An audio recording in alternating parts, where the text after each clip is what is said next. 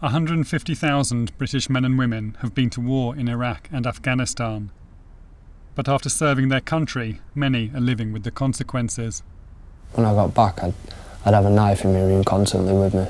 Just don't feel safe no more. Bloody hell, that's not just a knife. Tonight, Dispatches looks at the hidden cost of war for soldiers and their families. Put the magazine on, cocked it, just thought, fuck it, and just put it to my head.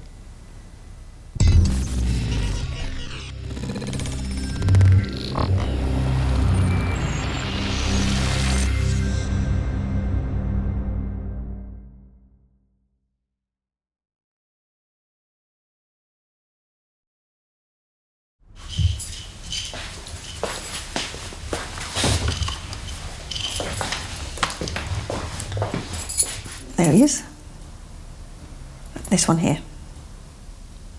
Oh, I see. Yeah, Private Dave Forshaw.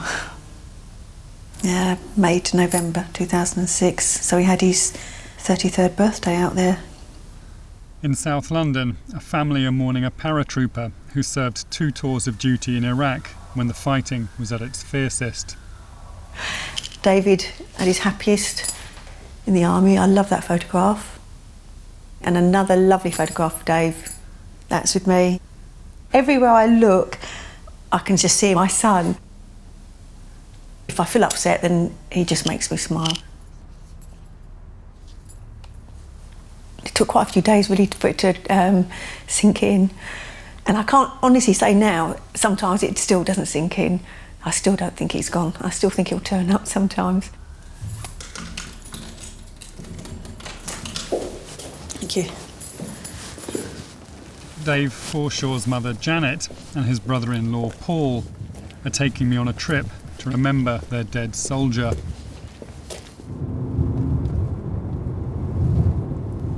He just said when he was going, he phoned me up and he says, he was all happy, he goes, all right Mum, do you want the good news or the bad news?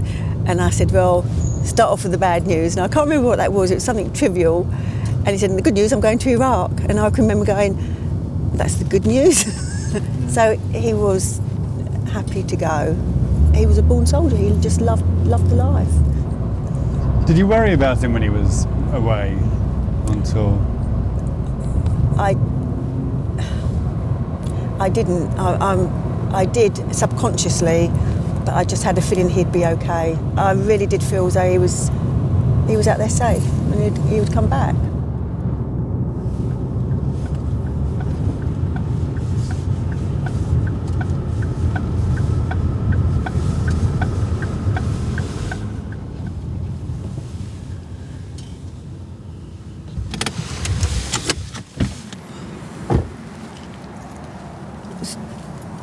Parked his car here, didn't he?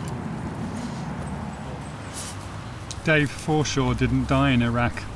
For him, life ended in this car park in South London. Well, that was a picture of him, but the weather's got to him. But he's there, I can still see his head there. And this is the letter that the Colonel, on the 18th of July 2006, wanted to give his thanks to David. That's his best friend. He was best man at his wedding in Ireland. Right. He's put best man on the day and best friend forever. Janet, can you just tell me a little bit about the circumstances of his death?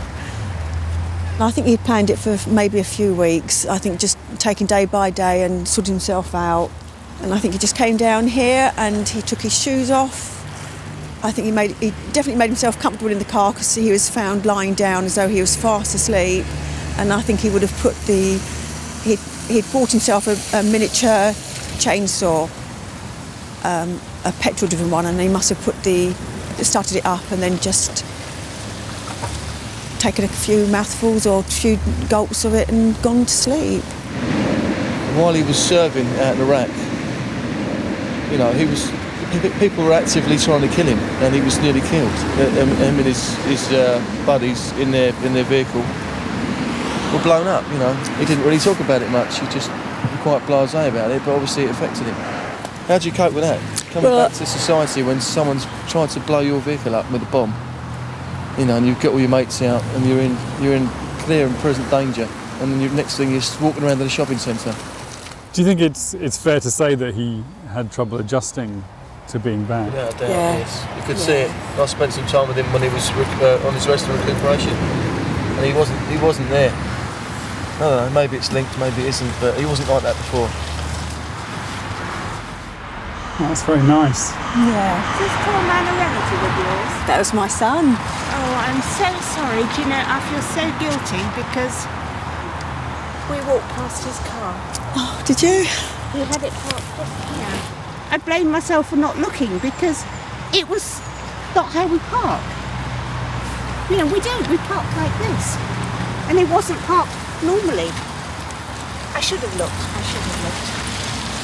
I think if you'd looked, I think he would already been asleep anyway. He would have been gone. Anyway. Thank you. Thanks very much, David. I'm glad you remembered him. Oh, well, I think we all will. We all will. But she saw him 2 days running.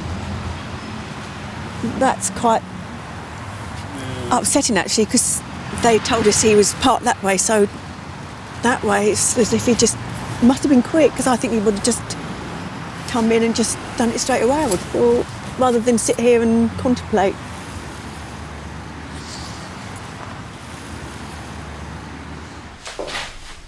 Dave's phone was in the car and contains the last images of him. It was his sister Sue who found them. Images. Yeah, gone. Did they? Yeah. He's still got his watch on there. So he took that off. He left that. So that was the night that he died, was it? Yeah. This was taken, says the time here, 25 to 10 on the 3rd. Right. Why do you think he took those pictures? Don't know. You know, just for us to remember him by. But, that's the worst one, I think. That's the one that gets me, because he just looks fed up and ready. As a teenager, Dave was passionate about joining the army. He was repeatedly turned down by the regulars and in the end had to settle for the territorials.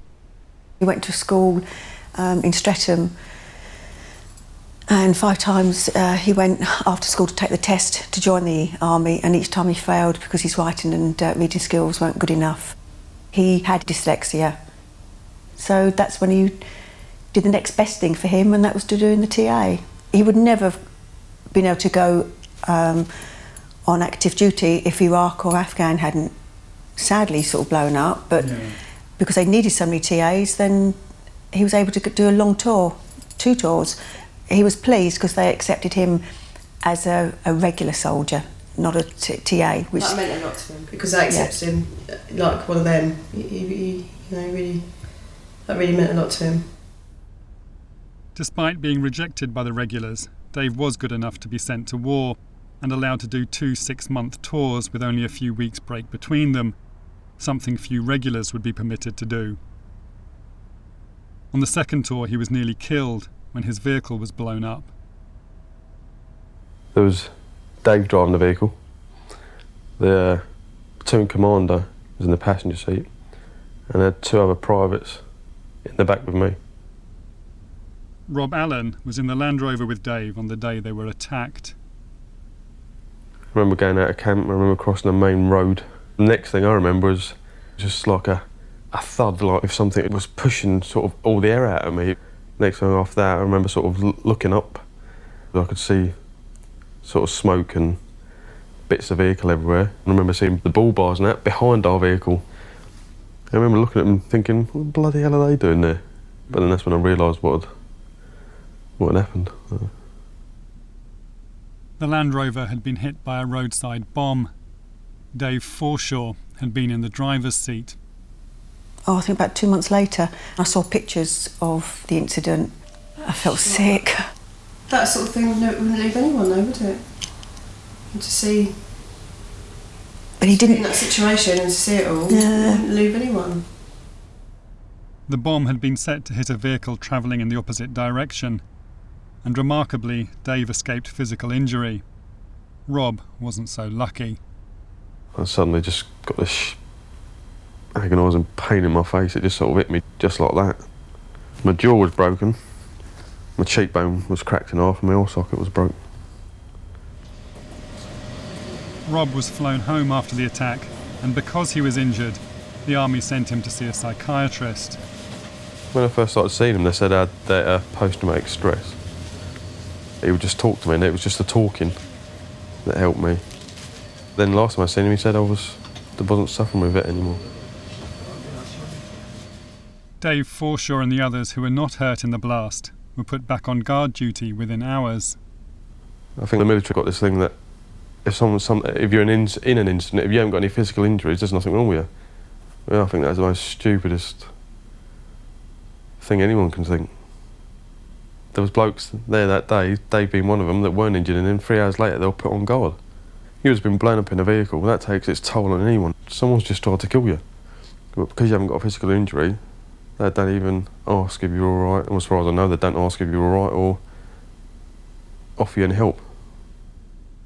Having done 2 6-month tours back-to-back and 4 months after being blown up, Dave returned home on November the 26th, 2006. He came back to the bedsit where he'd lived for 12 years. Bobby was his landlady. I was so proud of David. It was as though he's one of yours, you know what I mean? But this is the room that he had. Unlike regular soldiers, TAs go straight back into civilian life when their active service is over. It's quite a small room, isn't it? It's very small. It's just amazing. Yeah, just because he was pretty such a big wasn't he? Guy, yes. When you first saw him after he came back, what did he seem like? He was still in quite a high, and then he started doing some sort of job, couriering, you know, carrying parcels all around the country. Right. But it just wasn't him. He did it for about a fortnight and only did sort of half days. And he's completely lost interest. Where the real big difference lay was when he was there. He was how he should be. And when he came back here, he had to go back to what? To mundane, really, no purpose there, no real purpose in his life at all. It didn't have a great deal of meaning. It's often unclear just where an ex-soldier should go for psychiatric support, but the responsibility is placed on the person who is suffering to seek help. The sum total of aftercare provided to Dave by the Army appears to have been a single standard letter telling him who to contact if he was having problems. We found this at the Sue found this at the top of the wardrobe. As the months passed, it seems Dave began work on a letter of his own. A suicide note was discovered in his room. That is from someone that couldn't write very well, but to be honest, I can read it okay. Can I have the St George cross over the box and have my ash? She's put down to rest at Emirates Arsenal. David was dyslexic. He would have taken months to write that. And I know now that he used to be up here writing something, I suppose, and he'd come down to me and he'd ask me to spell certain words. And do you think those were... I think they related to words he wanted to put in his letter. The best time of my life was being in the army and fighting for my country, England. And I can't say everything that I want to because of my writing skills. Mum, I love you, and we'll always be looking down on you, Dave. A few kisses. And it's a nice letter because he doesn't say he's sorry for himself at all. There's no bitterness, nothing. So that, just scraps of paper and a folder, means everything to me. Dave Forshaw clearly needed help adjusting to being back in the real world, a place he may have struggled in at the best of times. Uncoordinated post-combat support structures might have failed him, and in a version of events disputed by the Army, his family say those failures continued after his death. He requested in his letter that he wanted St George's flag over his box, as he called it, and I did ask if he could be buried in his uniform, and if they could send a wreath for him. And they said no to the flag and no to the uniform. And they did send a wreath, but we didn't even know it was from military. It was as if they just discarded him, as they're ashamed of him because of taking his own life, which was sad.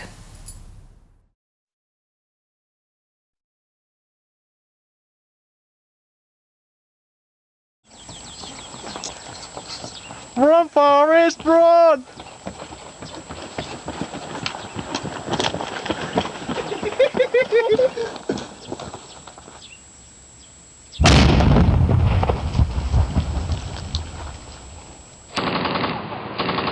More than 150,000 British men and women have now served in Iraq and Afghanistan. You fuckers ain't coming in! Many of them are young and can be sent to the front line at the very beginning of their army careers.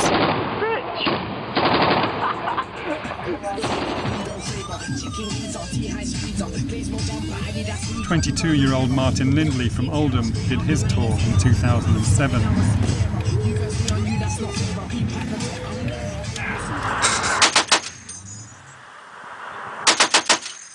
In Afghanistan, he was an engineer. His main job was to blow stuff up. Watch you don't get hot with wood, mate. That hurt my ears.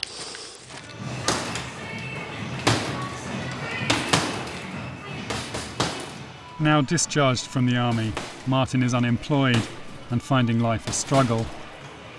Do you want to start by telling me how you fill your days? Wake up, get ready, go on the computer and try and find a job. And look as hard as I can, then just go to the gym. Finish at the gym, go meet my bird, just get go sleep, wake up, do it again. Right, and that's every day, is it? Pretty much so, yeah. When I got back from Afghan, I just started drinking a lot more. Like, I saved up like, I don't know, 4 or 5 grand or something from being on tour. And then spent that in, I think, 2 months, just going on benders. And when you say you drink a lot, what sort of quantities are we talking about? Like a litre of vodka a night or something.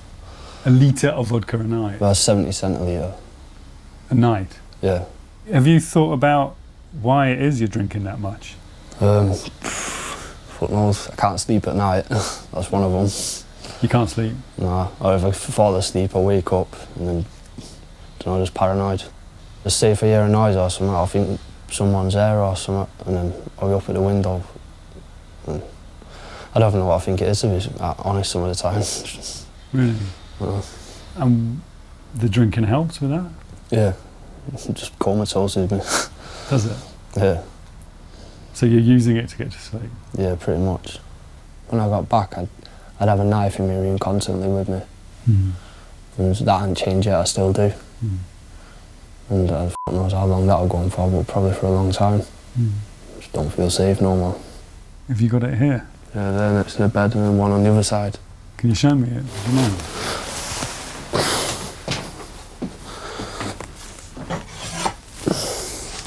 Bloody hell. That's not just a knife. There's a knife on the other side, just in case I can't get to that side.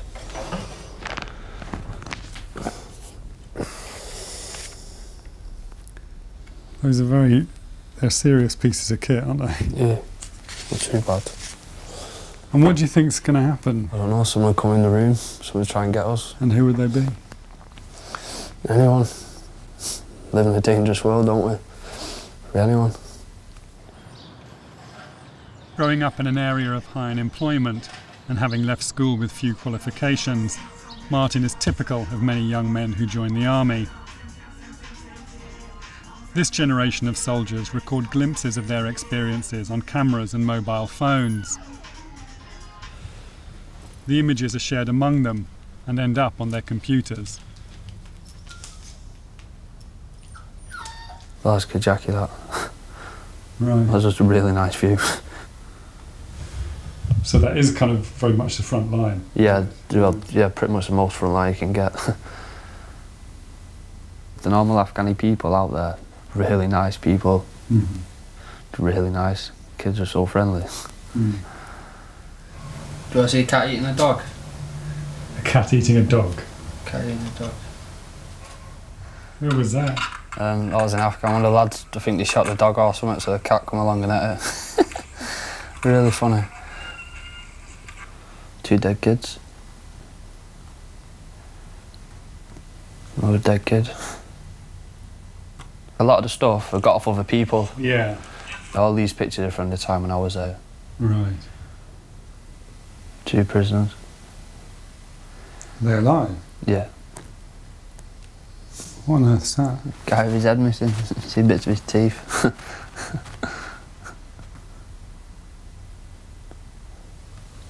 There's a lot of death there, Martin, isn't there?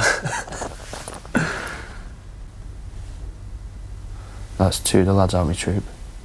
Normally he just did advance the contacts from Kajaki. Advanced 2 contacts? Yeah, so he's a bit stupid, you just walk until someone shoots at you and then try and kill him and go home. And how many times did you do that? I don't know, every other day. No, seriously? Yeah. You'd be sent out with the intention of somebody... Yeah, because they'd always see you first. Yeah. You'd see you leave, so you just wait to get shot at and then try and find them and kill them. And it was like the first proper op we went out on. And one of the lads next was he got shot, but he was like really lucky. He like went in his body plate and ricocheted through. But when we were putting one of the guys onto the helicopter, he died like as they were pulling him on. And he's in like one eye closed and one eye just looking at us. Mm. And then you see him go and everyone rush around trying to like save him. But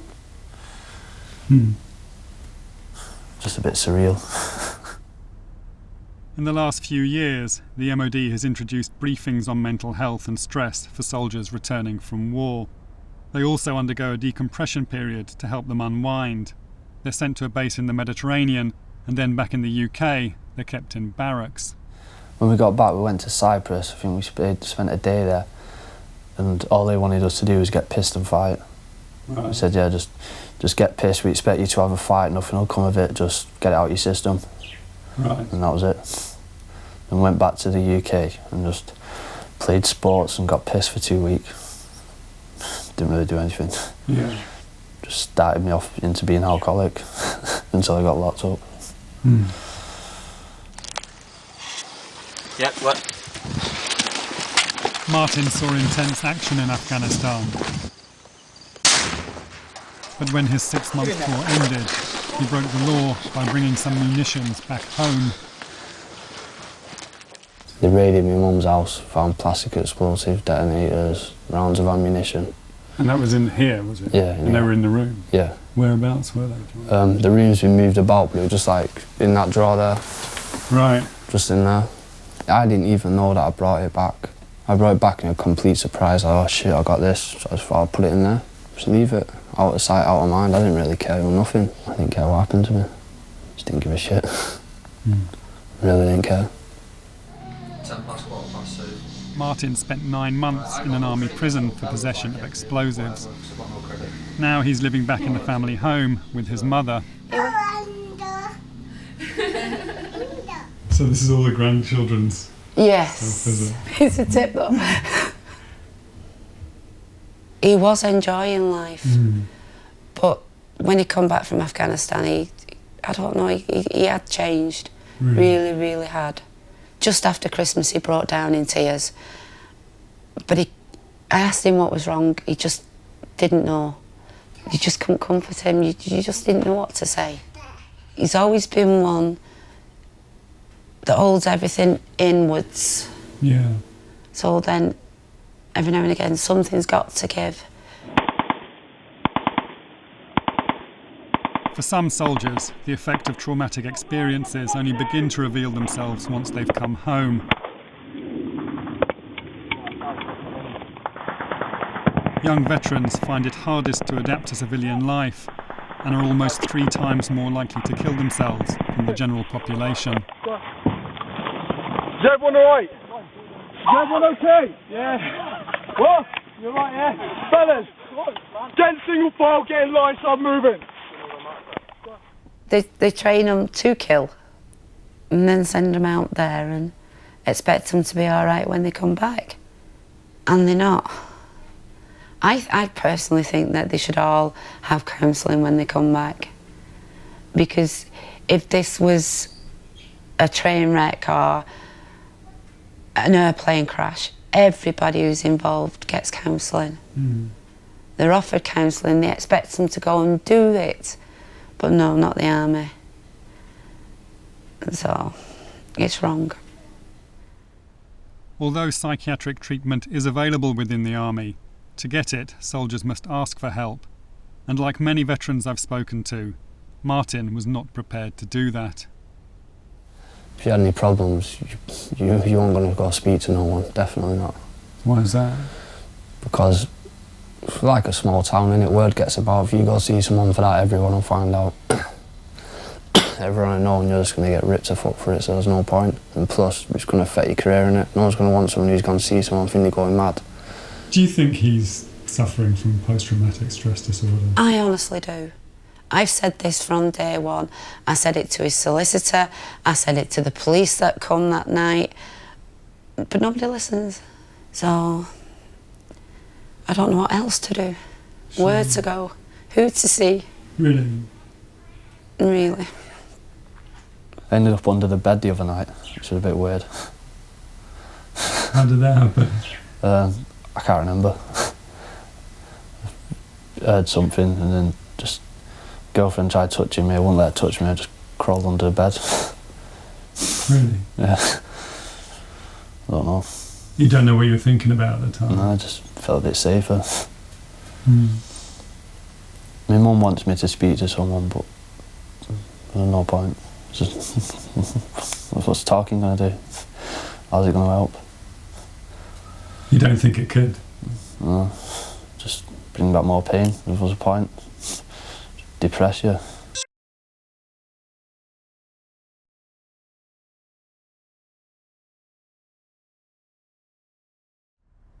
Jason and Danny grew up together in Wallasey on Merseyside.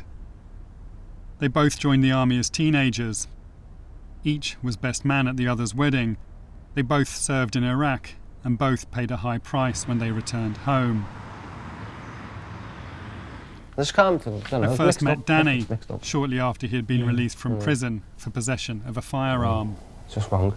I've kept all these pieces of paper that followed me all through prison, carried them around in my little plastic bag, and read through them and that, and just do me head in. He had found the accused to be one of the brightest and keenest soldiers he knew until the last 9 months since his return from Iraq. He was constantly in a state of acute anxiety for his safety from perceived threats all around him. And Danny was in the army for 18 years, becoming a tank commander. He's got his 9 mil a year, and I said, oh, come on then, f***ing shoot me. He's seen active service in Northern Ireland and the Gulf, but it was when he returned from southern Iraq in 2005 that he became dangerously paranoid and stole a gun. Yesterday of some kind of like violence. Any noise that's not normal noise, I was up. As if I wasn't asleep, if you know what I mean. Probably asleep when I was drunk, but I never was asleep. I'm not getting murdered in my bed, I used to say. I had my defensive plan now to defend my house, like. I've been up, gun, loaded, cocked. Wait around the top of the stairs, wait to see what's coming. And then bang, you getting it. I mean. And who did you think would be coming through your door? Muslim fanatics. I first spoke to Danny on the phone a few days earlier. During the conversation, he talked to me about Jason, his best friend, a sergeant in the King's Regiment. Danny had seen him recently and thought he too was having problems. Today, Danny had some news for me. Best mate. Since we grew up together, we were in the same pram together as babies. And we both went in the army. When he come home and he was a different person this time I seen him. He'd been in Iraq, that's what we were talking about. And then he said, I'm all right. And he got off, went back to work, and just got a phone call, he's dead. He's dead? And what happened? Yeah, took his own life, I think. And this was a couple of days ago? Yeah. What Danny was telling me seemed almost unbelievable, that his lifelong friend and fellow career soldier had also had a breakdown. Just a few weeks ago, when Danny saw him for the last time, Jason left Danny with a secret. He told me for the first time in how many years, 5 years, that he shot someone in Iraq. He shot an Iraqi. My first reaction, I said, well, f***ing get in there. You know what I mean? Well done, mate. But he didn't. It wasn't like that, he said. It was just, he'd been in a contact, there'd been some incident. And I think, from what saying to him, he'd been living that. And I think everything is, because of that incident, he's gone down the spiral of most squaddies do, go and get in a bit of trouble. You drink to forget. You piss your wife off because you're drinking, and then things start to break up and that. It's just a waste. I'm angry about it. But you know what? No one knew what he'd done about the Iraqi fella. But he never told no one. Or no one asked.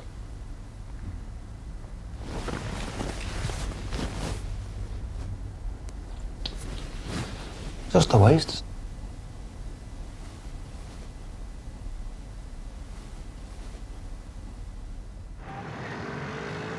Wallasey, where Jason and Danny grew up, is a working class town and the kind of place where recruitment to the army is strong.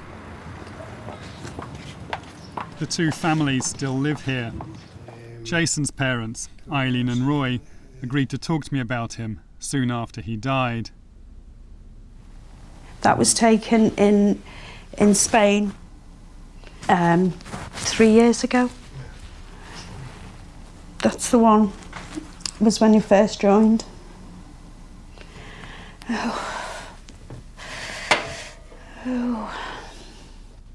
Jason's marriage had been breaking down, and in December he came to stay with Eileen and Roy. He came home to tell us that there was problems within his marriage. I asked him why, and he said he was just full of all this anger, and that the marriage breakdown was all his fault because he just couldn't control this anger. He was just in a turmoil. Yeah. You could feel it. You could literally feel this turmoil going through him. Jason spent more time with his parents over Christmas and appears to have gone into a steep decline. He was lying in bed, his eyes were open, he was just staring at the ceiling. We didn't know he drank a whole bottle of rum. At first I heard this noise and I didn't recognise it. And looking back, it was like a suppressed scream, as if he wanted to scream, but he couldn't. It was just like he was holding it in. It just didn't even sound like an animal, did it? And I talked to him prior to this about getting help, about going to the army when he got back, and he just wouldn't. He just refused. He said he didn't trust him. He didn't trust the army. Right, so that's his regiment, is it? Yeah. Jason's problems started when he returned from Iraq in 2003. His army unit noticed he was drinking more and recommended he go on an alcohol awareness course. On January the 5th this year, Jason was to return to Catterick Barracks. Okay. I was back at work, so I got off, and I saw Jason crossing over. I stopped to let him cross over, and he was going to the bank. And I sort of said, wait, and he said, what? And he jumped and I said, I'd take care, son, I'll see you, all right? And that was the last time I saw him.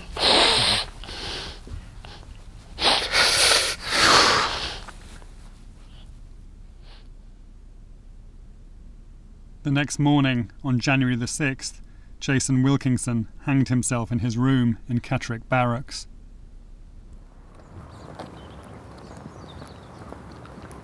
Danny's and Jason's families have always been close.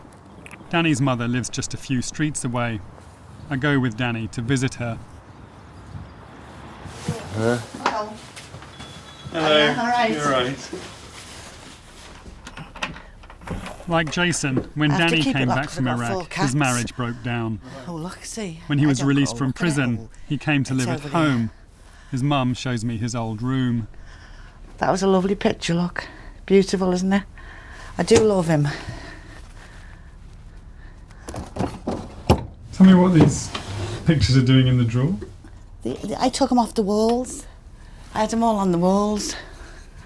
So when he was coming home, I thought, that's when he first started, look. Look how little he is. I thought, he won't want to come home, so look at these. So that's why I took them down. You thought you wouldn't want to look at them? Yeah. Why not? I just didn't think he did. Yeah, when you looked at him there, so proud. And then he was in that prison. And I thought, he's gone from that to a prison for no fault of his own. I know I shouldn't get like this, but I can't help it. Because no one helped him, you know. Right. That's right, Danny, you can come in. We're just talking about you. Just saying, Dan, look at you there with your little half-mast pants on, look. Oh. And they were saying when you're passing out parade. Yeah. And that was a proud day, that. How do you feel about these pictures now? It's the past now, isn't it?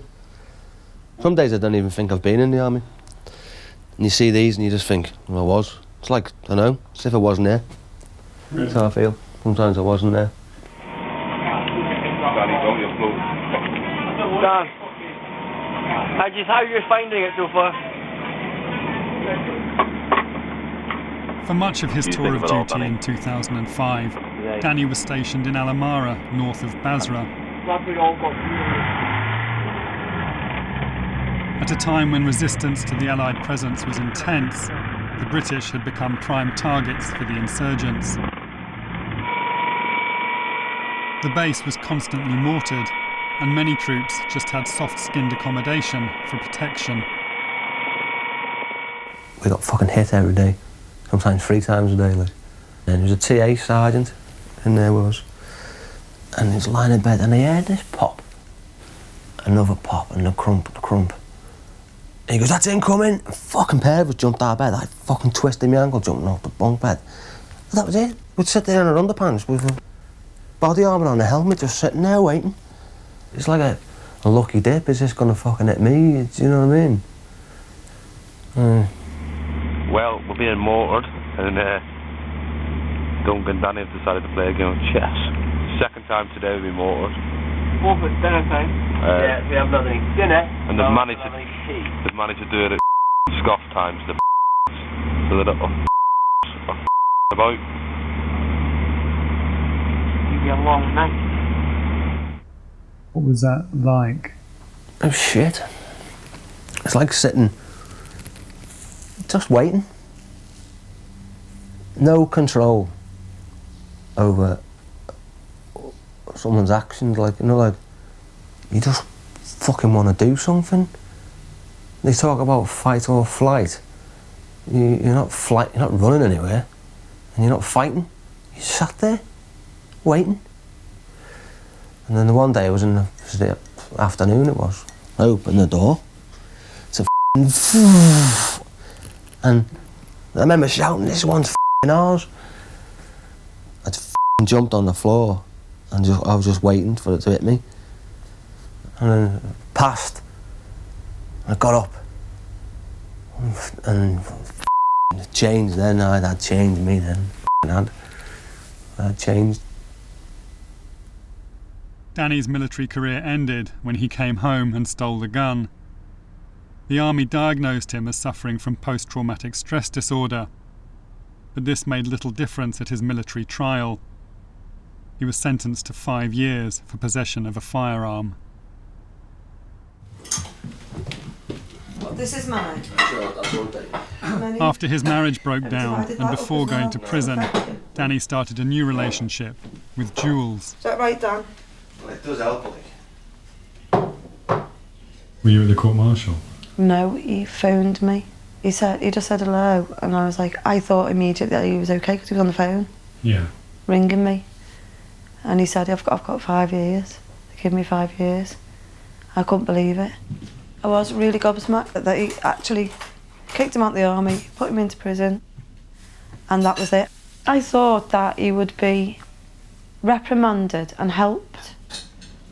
Danny's sentence was reduced on appeal by a civilian court, but he was still locked up for the best part of 2 years. Having received no treatment for his PTSD, Jules has effectively become his carer. What do you think he'd do without you? To be absolutely honest, I think he'd end up back in prison.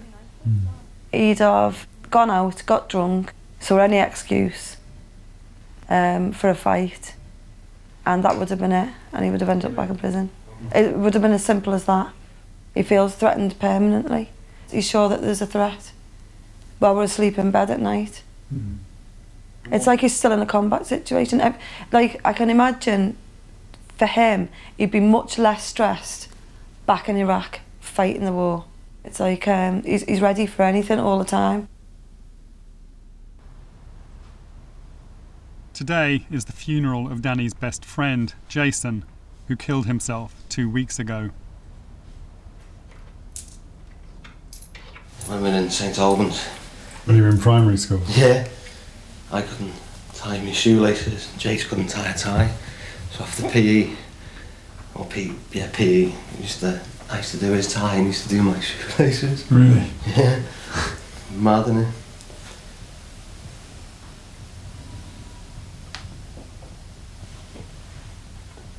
Do you think I should take that over black tie in case someone ain't got one? That'd be nice, yeah. I'll get it for you now. Okay.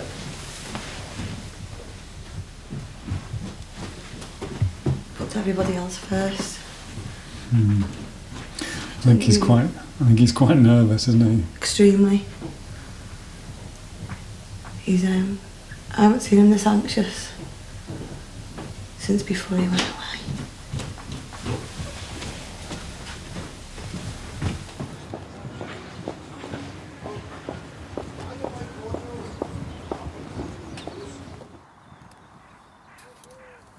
On January 16th this year, Colour Sergeant Jason Wilkinson was buried with full military honours in Landican Cemetery on Merseyside.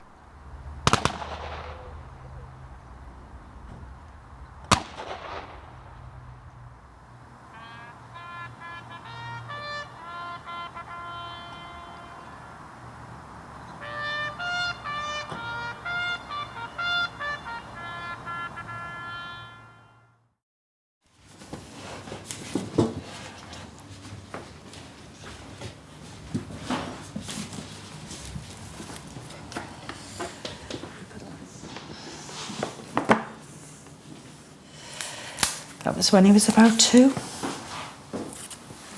Not a very good one. Holidays in Tenby. That's when he joined the Army Cadets. He must have been 10. This is Jason and Danny. And it's when one Jason saw Danny after for the school last day time, out. it told him about something that had happened in Iraq in 2003. Before he died, he told his mum more about the incident that seems to have been at the heart of his problems. He told me that he'd opened up to Danny and he told Danny things. And I asked him if it made him feel better. And he started to cry.